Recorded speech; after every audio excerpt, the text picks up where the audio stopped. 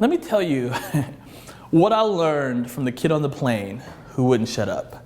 So I remember a couple years ago I had to get ready to go on a long speaking tour. It was probably about 10 days. I was speaking in 9 different cities, and I was going from city to city to city to city. And I didn't get much sleep that night, probably because I was up watching Frozen, don't judge me. At the time she was 3-year-old. And I remember I got like 2 hours of sleep, and I wanted to get on the plane. I got ready, I walked down the aisle to sit on the plane and sat in the aisle seat, and I just tried to go to sleep. Even before we took off, even before they did all their announcements, I tried to sleep. And it wasn't 10 seconds later that this little kid sitting on the window, who had to be like 9 or 10 years old, he just starts yapping. And I'm getting frustrated because I didn't have my Bose noise-canceling earphones. I wasn't thinking about, I was just trying to figure out how I could get some sleep. But he keeps talking. And so he's talking to this young lady who's sitting next to us, between us, who's in the middle seat from Laos. And he was asking her questions, y'all. And I tell you, I did at that moment, as he kept asking her questions, what every single one of us would have done at that exact moment. I listened.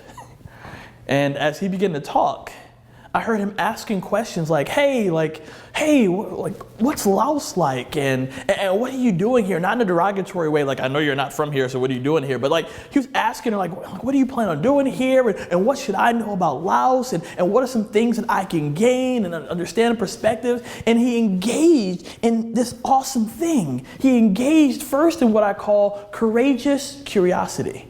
Courageous curiosity. He was courageous enough to ask her, but he was curious enough to really continue to learn and to seek to know and to gain new understanding and knowledge. You know what also he did? The more and more she began to talk, he would ask follow-up questions. See, it's something I call authentic listening. Now, have you ever heard of active listening?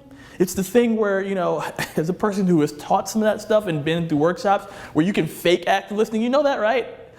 All you have to do is repeat what the person said next or said to you. So what I heard you say was, or all you have to do is maintain eye contact. Or for the really good ones, lean in, all right? So many different things we can do to listen. But you can do all of that stuff and still not listen. Ask my wife, sorry. And I remember, as he was engaging in this conversation with her, he did this authentic listening. He would hear what she said, and he would respond back with another question that was an intelligent question, and you can tell he was processing that. Guess what? This little kid didn't go to a $2,000 or $3,000 workshop to learn how to do it. You know why? Because when we were little kids, what did we do? We asked questions like we knew nothing. And now that we've gotten older, we still know nothing, but we ask questions like we know everything. And I encourage us, it's a concept I call respectivity, is where we can respect the other person with courageous curiosity and authentic listening.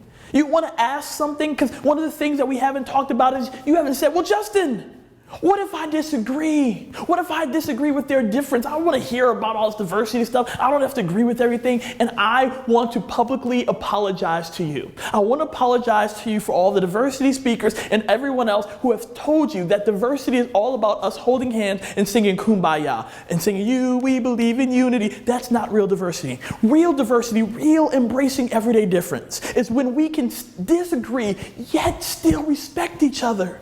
Where we don't have to agree, and we will never agree on everything. But if I can see the humanity in someone else, if I can authentically listen, be courageously curious about them, and hear their perspective, even if I don't agree, I can still see their humanity. Because guess who became that little kid on the plane who wouldn't shut up the next flight? Me. So engaging with this gentleman, we were talking about a hot button topic in society, a big event that just happened. And we didn't agree, but we listened to each other. We heard each other. No, we didn't walk off the plane holding hands like, yay, we believe in everything. No, we didn't. But what we did do is we set up another meeting. We could have breakfast and talk further.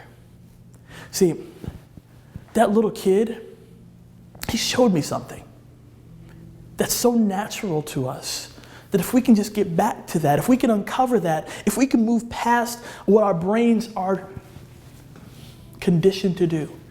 See, our brains are actually working against us in this whole thing. Our brains want to be as efficient as possible, and so they want to categorize things and people really quick into things. But have you ever been driving, you missed your exit because you normally go straight, but you needed to go off because your brain was on autopilot?